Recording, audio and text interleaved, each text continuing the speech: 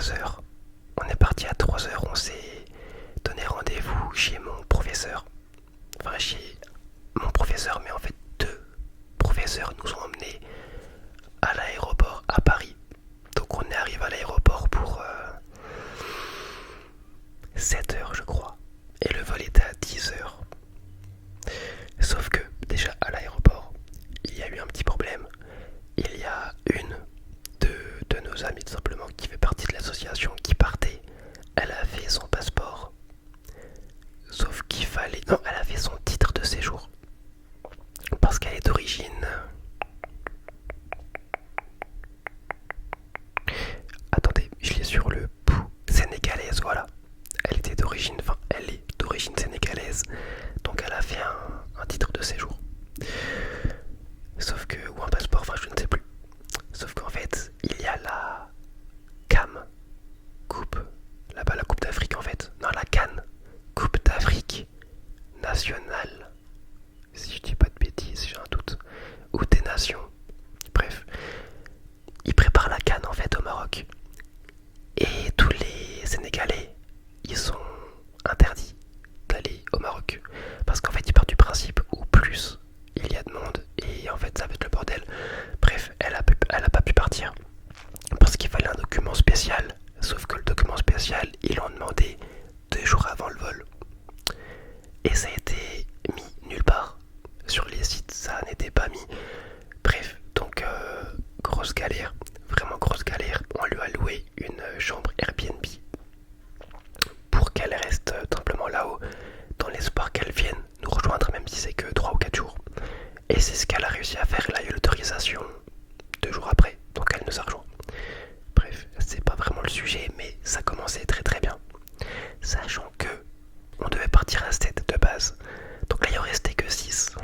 Mais ce que j'ai oublié de vous dire, c'est que juste avant, entre mon prof à Paris, il y avait une du coup des 7, donc également une qui devait partir, qui était très malade. Très très malade. Elle faisait limite tout le temps des malaises. On l'emmenait aux toilettes, elle n'arrivait pas à vomir. On devait la porter parce qu'elle n'arrivait pas à marcher. Donc au bout d'une demi-heure, on l'a laissée à une aire d'autoroute. Et on n'était pas loin. Donc il y a quelqu'un, on a appelé quelqu'un pour qu'il vienne la récupérer. Donc on devait partir à 7. On est parti qu'à 5. On a déjà perdu deux de nos guerriers, de nos humanitaires, au bout de 3 heures. Donc on part à 5. Et on était 6 au bout de 2 jours en fait, au bout de 48 heures, elle nous a rejoint.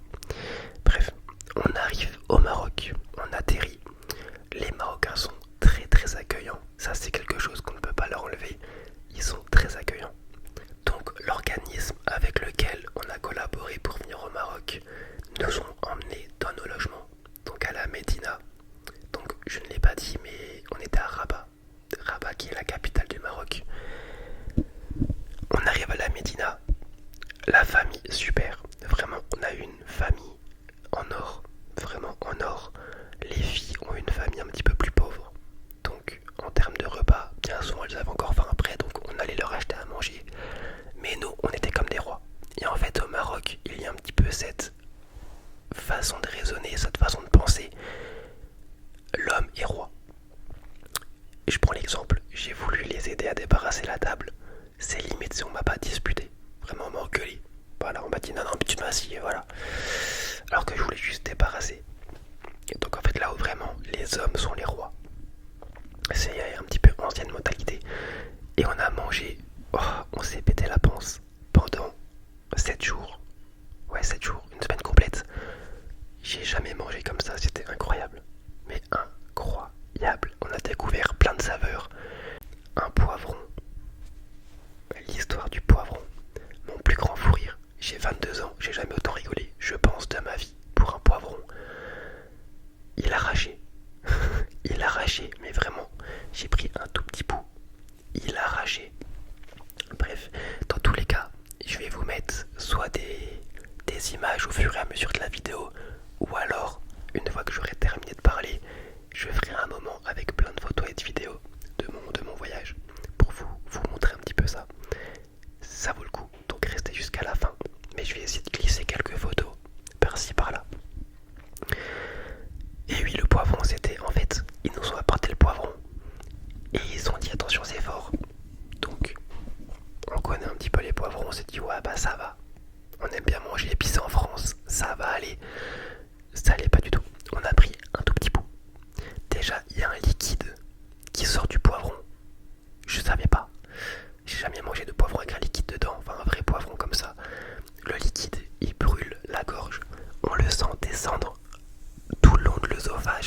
jusqu'à l'estomac, horrible. Et après on mâche. Et en fait pendant au moins, je rigole pas, pendant au moins 10 minutes, on était comme ça. On avait des larmes, mais des larmes. Mais je vais vous poster une vidéo, enfin, à la fin de cette vidéo, je vais vous poster une vidéo sur le poivron et vous alliez voir un de mes copains qui a mal et on était tous comme ça. Tous comme ça. C'était trop drôle, trop drôle. On nous a apporté du chocolat, de l'eau, mais l'eau c'est encore pire. Bref, c'était la petite anecdote. Donc on arrive au logement et la famille est vraiment incroyable. On décide après de se rejoindre parce que il y a un logement homme et un logement femme. Donc l'après-midi, on mange avec eux le midi et l'après-midi on se rejoint pour faire le tour du souk. Parce qu'on est vraiment dans le souk, c'est-à-dire que on est dans la Médina, mais dès qu'on sort dans la rue, il y a le souk qui est même pas à 30 secondes, donc on est vraiment dans le souk. On était vraiment immergés pour le coup, et c'est ça qui était incroyable, parce qu'on n'était pas à demi-mesure.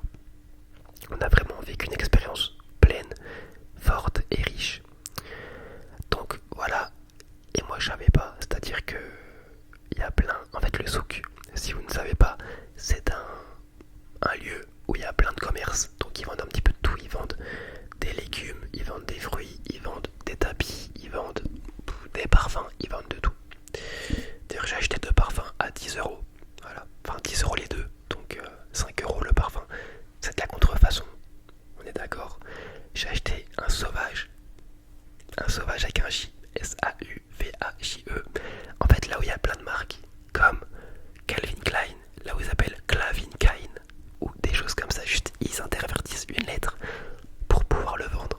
Des fois c'est drôle, c'est très drôle, mais vraiment très drôle. Donc on se rejoint et il y avait un stand de téléphone et j'étais curieux de voir le prix des téléphones. Donc je m'arrête et je m'avance vers le commerçant. Et là t'as mes collègues, ils me disent non viens vite parce que là-haut tout simplement après. Ils me disent non viens vite, reste pas parce qu'ils vont t'attraper. Et en plus t'as une bonne tête de français, ils vont te suivre jusqu'au bout de la rue. Moi je leur dis ouais vous abusez un petit peu. Mais je connaissais pas donc je suis parti avec eux. Et pour vous dire, à la fin du séjour, on rentrait dans le souk, mais dans toutes les boutiques. Et il n'y a jamais aucun commerçant qui nous a attrapés, en fait, qui nous a agrippés et qui nous a plus lâchés, qui nous a plus laissé repartir. Ils sont vraiment accueillants, justement. Ils nous disaient bonjour, Salem. C'était incroyable. Vraiment, les Marocains, gros cœur sur vous, parce que vous êtes incroyables. Vous avez une culture qui est, quand on apprend à la connaître, elle est incroyable. Même votre religion, elle est incroyable. Je ne sais pas si je peux le dire sur YouTube, mais par exemple, Allah Wakba, ça veut dire Dieu est grand. Et quand t'entends Allah Wakba en France, bah t'as peur. Alors que honnêtement, dans la religion, en fait, ça veut juste dire Dieu est grand. Et quand ils le disent, enfin, il n'y a rien de mal. Et forcément, comme des Français, il y a des bons et des mauvais Français. Et nous, on a assimilé l'islam au terrorisme, alors que ce n'est pas du tout le cas, je vous jure. Si vous allez au Maroc, je dis pas que vous allez vous convertir, parce que je me suis pas converti du tout, mais vous allez comprendre et apprécier cette culture. Mais il faut vraiment la vivre. Mais je sais pas si YouTube va me strike ou quoi pour ça. Je connais pas tout, mais je vous le dis. Et je me perds en fait, je parle de tout et de rien parce qu'il y a tout qui me vient en tête. Et oui, par exemple, également, il y avait eu un match du Maroc et le Maroc avait gagné par une frappe de Hakimi. Et j'ai un collègue, un de mes amis qui avait le t-shirt Hakimi qu'il avait acheté dans le souk. Dès que les Marocains le voyaient dehors, ils disaient tous Hakimi. Alors qu'on connaissait personne, mais enfin, les Marocains sont très gentils, très bienveillants. La preuve, une autre preuve encore, la dernière, je vous jure. Il y a beaucoup de scooters ou de motos qui défilent dans le souk. Et par contre, ils vont à une vitesse, ils ont pas peur. Et on arrive dans une ruelle très étroite, à 90 degrés. Donc on voit pas les personnes qui arrivent en face. Il y a 2 voitures, enfin 2 motos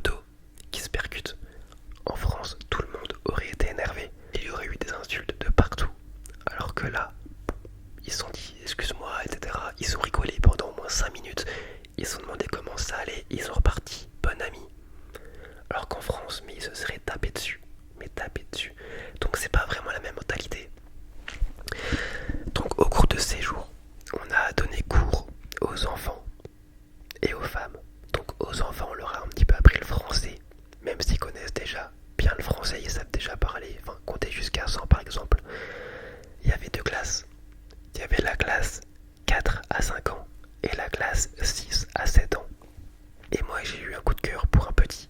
Redouane, il était dans la classe de 4 à 5 ans. En fait, c'était celui qui faisait le plus de bêtises. Mais je sais pas, je l'aimais bien. Je l'aimais bien. Je vais vous mettre une photo juste là. Voilà, ça c'est mon Redouane. Et également d'une toute petite, mais dans la classe 6 à 7 ans. Elle était trop mignonne.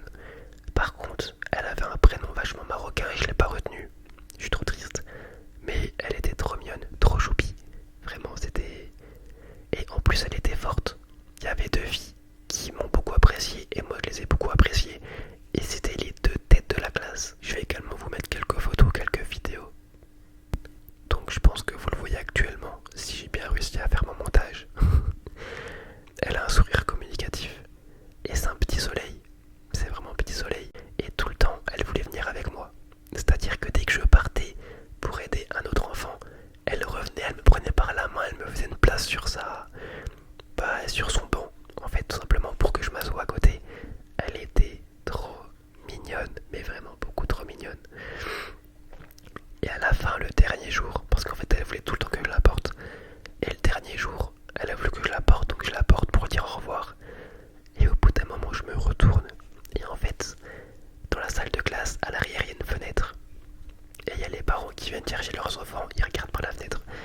Et elle a vu que je portais sa fille. Elle m'a regardé, mais comme si j'étais... je vais pas dire le mot, mais je pense que vous l'avez compris. Et j'ai pas compris parce que moi j'étais tout mignon. Tu vois, genre tout gentil. Mais je pense que là-haut, peut-être que le fait qu'un jeune adulte porte une petite fille de 7 ans ou 6 ans, c'est mal vu. Je ne sais pas, mais après, enfin, moi c'était... Tout le monde portait tout le monde en fait. Est-ce que tous les jeunes, ils demandaient que ça, ce qu'on les porte? Mais c'était vraiment des moments magiques de partage. On leur a appris à chanter, on leur a appris quelques exercices, on leur a appris des mots. Et en fait, on pouvait beaucoup plus. C'était différent parce que avec la classe de 4 à 5 ans, on ne pouvait pas faire grand chose. On pouvait que leur donner des dessins.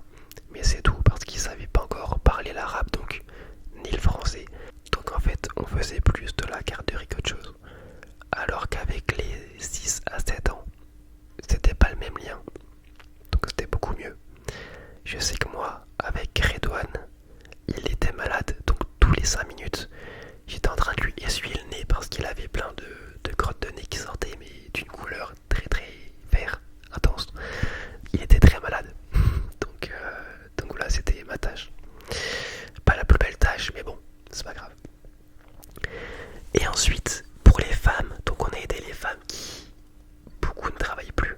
Certaines qui travaillaient, mais la plupart travaillaient plus. Et on leur apprenait l'anglais. Alors, j'ai fait qu'un cours, tout simplement, pour les femmes, parce que je ne suis pas celui qui parle le mieux anglais. C'est pour ça également que je travaille autant mon anglais, pour améliorer cet accent et mon vocabulaire et mon anglais en général, parce qu'il est miteux. Il est miteux, frérot. J'ai pensé à GMK en disant ça, pour les personnes qui ont la ref. Mais à la fin, elles ont pleuré. Elles ont dit, ouais, vous partez déjà, ça sera plus pareil. Parce qu'elles nous ont expliqué que la plupart des personnes qui viennent pour les aider sur l'anglais, bien souvent, ils s'en fichent. Mais vraiment, ils s'en fichent, il n'y a aucun lien humain. Alors que nous, on est vraiment dans l'humain, justement, c'est ce qu'on venait rechercher. Et c'est ce qu'on venait donner surtout. Donc c'est un moment très émouvant. Mais moi, c'est les petits qui m'ont touché, qui m'ont vraiment touché. Et également, il y a peut-être mon chat qui va venir vous dire bonjour. Et également la famille. La famille, on pouvait tout leur demander. Rien qu'un câble. Tu viens dire bonjour. Je vous présente Moumous, qui est mon chat. Enfin, le chat chez ma mère en tout cas. Lui aussi, il a une histoire. Parce qu'en fait, c'est pas vraiment notre chat. À l'époque, je suis une petite aparté. À l'époque, on avait un chien qui s'appelait Relka. Et Moumous, elle est née dans le parc.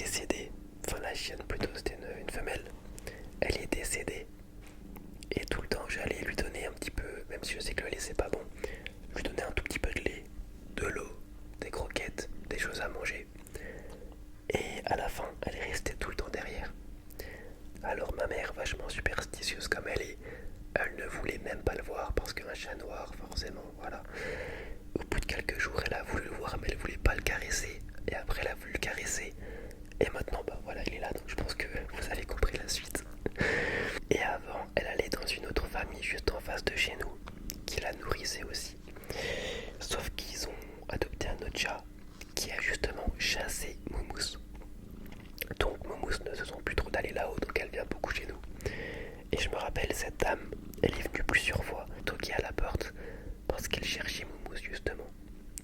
Et là où elle s'appelait Crapouille, elle s'appelait Crapouille. Et tout simplement, elle a délogé, elle est venue chez nous parce qu'on est de meilleure compagnie. Déjà de 1, elle a plus de papouilles. Et puis elle se faisait pas chasser par le chat. Bah oui, hein. Coucou, coucou les abonnés.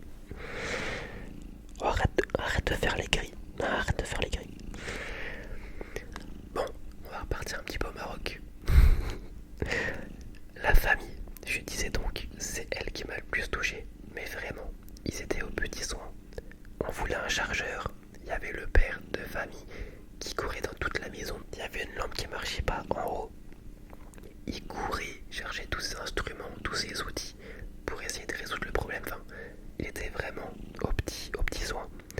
Et on a demandé à la famille de nous apprendre quelques mots en arabe pour pouvoir communiquer avec les commerçants, avec les enfants et les Marocains tout simplement. Et les Marocaines aussi. Le jour d'après, après avoir donné cours aux enfants, on est arrivé dans le logement, dans la Médina. Il y avait un tableau comme à l'école pour nous apprendre quelques mots en arabe. Enfin, pour vous dire vraiment à quel point ils étaient aux petits soins. Donc tous les soirs, on avait notre petite demeure d'arabe. Et le fait de partager ces moments, de partager sa langue, de partager sa culture, de partager des fous rires, c'est ce qui crée vraiment du lien avec les gens parce qu'on a beaucoup rigolé. Mais vraiment beaucoup rigolé. Et c'est vraiment un échange à 100%. Par exemple, dès qu'on voit quelqu'un, on dit Salem, qui veut dire paix. Si la personne ne nous répond pas, c'est pas grave, parce que Salem, c'est tu réponds la paix. Il vaut mieux répondre la paix que répondre la guerre. Donc si la personne ne te répond pas, c'est pas grave du moment que toi tu as répondu la paix. Donc Salem, c'est quand tu vois quelqu'un, par exemple un commerçant, mais si tu rentres dans une salle de classe avec par exemple des enfants, et ben on dit salam alaikum.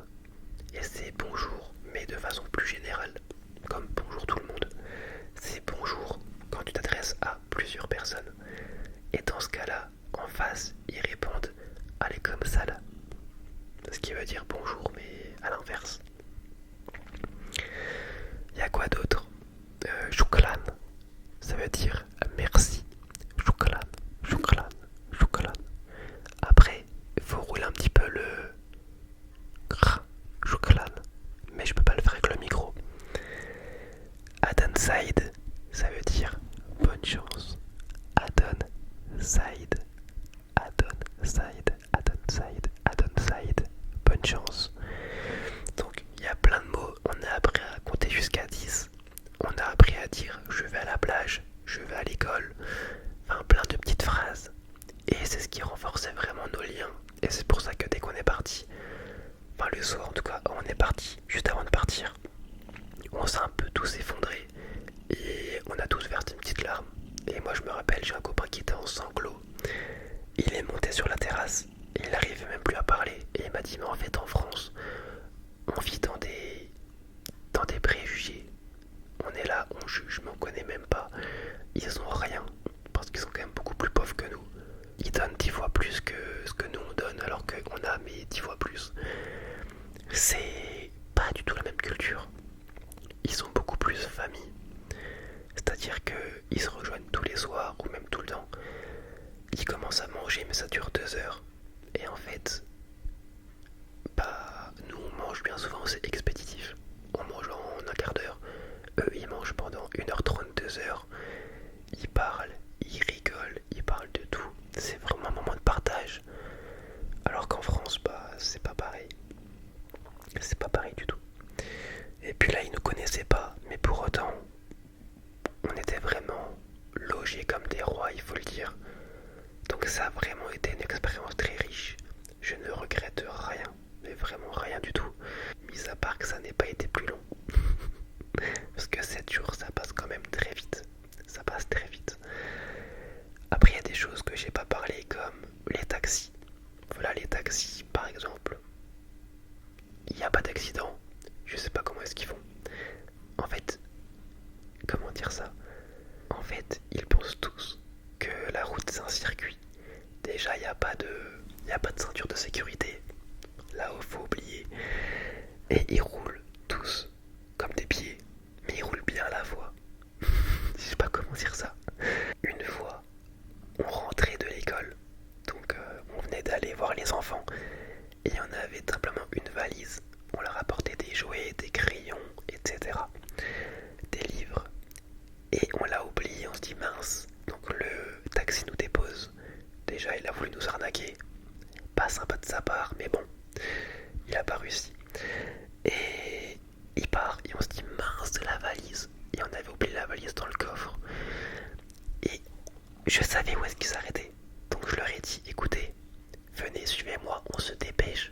On a encore des chances de le revoir. Parce que les taxis, ils font tout le temps le même trajet. Ils font un aller-retour et ils attendent d'être au complet pour partir. Ils partent jamais s'ils ne sont pas au complet. Ou alors tu peux partir, admettons, à deux, mais tu payes les places qui sont vides. Et là, je revois le taxi, donc on court, on court, on court. Et forcément, j'arrive pas à parler la rate, donc le mec il comprend pas. Je lui fais des signes valise quoi. Puis il comprend pas, donc j'ouvre le coffre. Et là, il a rigolé, puis on a récupéré la valise. Mais on a eu chaud, on a eu très très chaud. Et en fait, pour les taxis, t'as un chef à chaque station, ou je sais pas comment dire ça, qui dit bon bah toi tu vas dans tel taxi, toi tu peux partir, toi tu pars pas. C'est lui qui répartit vraiment les places. Donc c'est vraiment différent de la France. Ça n'a rien à voir. On a visité à peut-être un quart d'heure de marche et on a été dans des coins un petit peu plus riches et ça n'a rien à voir. Par exemple, si quelqu'un marche dans le gazon, il se fait siffler par les policiers. Il y a des policiers partout en fait. Mais les monuments là-haut ils sont magnifiques. Moi j'adore. Je vais vous partager également des photos. Dites-moi ce que vous en pensez. Mais moi j'adore. On a vu comme en Angleterre ou en Grèce, je sais pas comment on appelle ça, au Maroc, mais vous savez les gardes qui sont sur les chevaux, qui restent sans bouger. Ou alors bah, ils font tout simplement leur ronde et après ils changent. On a vu la mosquée Hassan II. On a vu vraiment plein de choses. Et ce qui est bien, c'était que bien souvent les matins, on allait soit aider les femmes ou les enfants, et on avait certaines après-midi de libre où on pouvait faire ce qu'on voulait. Donc, on a pu également aller à la plage, aller visiter. C'était vraiment top. Il y a un soir, on a fait pas un bain de minuit, mais un bain de 23 heures, habillé, je vous rassure. L'eau était un peu fraîche, mais on est rentré quand même. On est rentré quand même. Et après on rentre en France. Et là c'est pas le même temps. Parce qu'au Maroc dès qu'on est parti, donc le jour du retour, à 3 heures du matin également, on a pris pas les mêmes horaires. On était en t-shirt dans la Médina, enfin dehors quoi. On est rentré en France, j'avais pull, t-shirt, j'avais froid. J'avais très très froid, il y avait du vent, il faisait 6 degrés. Bah je suis retombé malade. Voilà. J'étais malade pendant 2 semaines et demie je crois avant de partir au Maroc.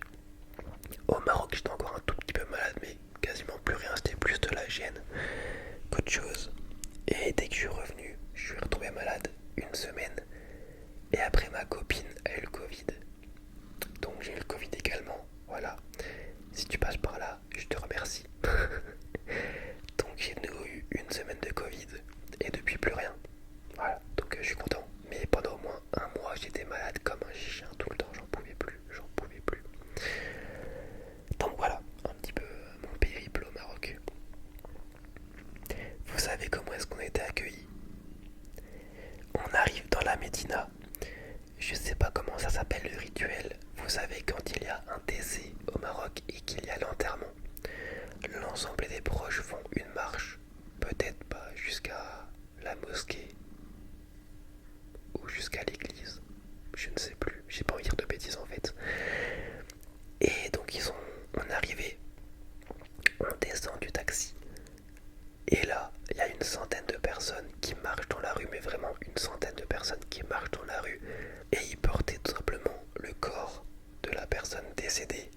Il y avait juste un drap en fait dessus. Mais je vais vous passer les détails parce que ça a traumatisé quelques-uns de mes amis parce qu'on voyait beaucoup de détails quand même.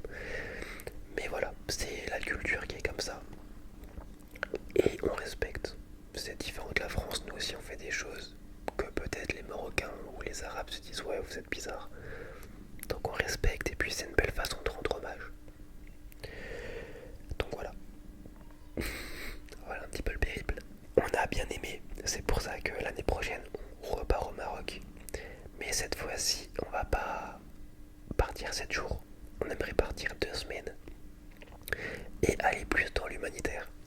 Parce que là, ce qu'on s'est dit, c'est que c'était plus un voyage solidaire que vraiment humanitaire.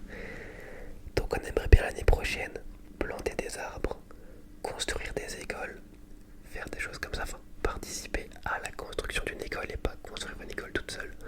Parce qu'on n'est pas architecte non plus, on n'est pas maçon, on n'est pas... on peut pas.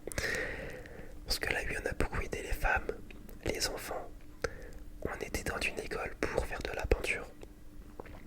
Mais sinon, ça s'est un petit peu arrêté là, donc on aimerait aller plus loin. Mais je pense que pour commencer, c'était le bon compromis. Parce que on avait tous un petit peu cette appréhension de se dire, est-ce qu'on va aimer? Est-ce qu'on ne va pas aimer? On savait pas trop. Au final, on a tous adoré. On a motivé plein de monde. Il y en a plein qui veulent faire le même voyage. Oh, tu t'étires. Donc, c'est cool. De un, c'est cool. Et puis parce qu'on a partagé notre voyage sur une application. Donc tous nos proches, toute l'école pouvaient suivre. Nos entreprises aussi. Sur Polar Step, voilà, je cherchais le nom. Je cherchais le nom. J'ai un petit peu le nez qui se bouge. Vous voyez, quand je vous dis que je ne suis plus malade, mon nez se rebouche. Quelle coïncidence. Et on va créer plusieurs groupes en fait. Parce que nous, on souhaite repartir au Maroc. Mais tout le monde ne souhaite pas repartir au Maroc. C'est-à-dire qu'il y en a plein des nouveaux qui veulent aller au Costa Rica. Parce que notre professeur avait dit la 2e année, ça serait bien d'aller sauver les tortues au Costa Rica. Le Costa Rica, c'est une destination qui me plaît beaucoup. Mais c'est vrai que quand on a aidé des femmes, qu'on a créé des liens avec une famille, avec des enfants, avec beaucoup de monde au final, je me vois pas aller juste sauver des tortues où on crée pas de lien. Je suis à 100% pour l'aide des tortues, pour l'aide animale. Mais c'est vrai que j'ai envie de créer du lien, simplement avec les gens. Et c'est pour ça que nous on repart au Maroc. Donc on va partir à plusieurs groupes. Voilà, et peut-être que là on dit Costa Rica, Maroc, mais il y a peut-être un autre groupe qui va vouloir partir, je ne sais pas, au Venezuela ou j'en sais rien. Donc voilà, c'est vraiment super. Donc on va commencer à refaire tout simplement plein d'événements caritatifs. Parce que malheureusement, sans dons, on ne peut pas partir. On va revendre des crêpes dans notre école, on va refaire des événements, des soirées, pour tout simplement payer le voyage et payer les fournitures qu'on va apporter. On a déjà fait les réunions, donc dans le directoire, parce que c'est nous qui gérons tout simplement l'association. Donc redéfinir les fonctions de chacun, qui veut rester président, qui veut ne plus être président, qui veut s'occuper du groupe de communication, marketing, qui veut s'occuper de la récolte de fonds, etc. pour piloter chaque groupe. Donc on recommence déjà, on s'y prend tôt, mais on préfère s'y prendre tôt que d'y prendre tard. Donc voilà. Voilà un petit peu l'histoire du Maroc. Je vais vous mettre quelques photos et quelques vidéos pour vous faire partager un petit peu ce voyage. Dites-moi ce que vous en pensez, si vous êtes motivé, si vous souhaitez partir ou pas. Peut-être pour un projet humanitaire ou solidaire, les deux sont magnifiques. Nous de base c'était humanitaire, mais c'était plus solidaire qu'autre chose. C'est pour ça qu'on dit pas qu'on a fait de l'humanitaire, on dit qu'on a fait du solidaire. Parce qu'on aurait pu aller plus loin et c'est ce qu'on veut faire l'année prochaine. Mais je vous le répète, je vous conseille, si vraiment il y a cette petite idée dans votre tête, je vous conseille d'y aller. C'est vraiment quelque chose qui est à faire une fois, et même 2 fois, 3 fois, 4 fois, mais au moins une fois, pour découvrir ce que c'est et se rendre compte de la différence de culture. Parce que c'est pas comme si tu pars en vacances. En vacances, bien souvent, tu visites des lieux, tu rencontres quelques personnes, tu parles, mais c'est tout. Alors que quand tu baignes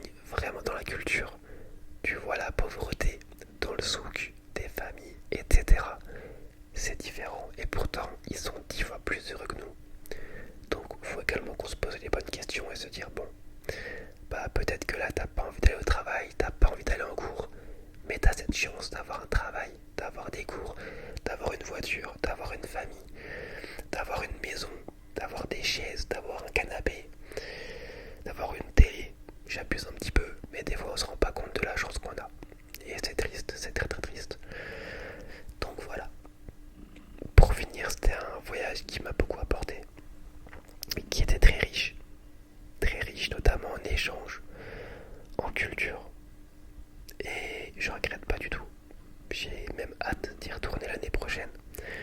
Parce que tu te rends compte que les Français, je ne critique pas la France, je suis moi-même français, mais on reste vraiment bloqué dans des préjugés et je trouve ça très dommage. Très dommage.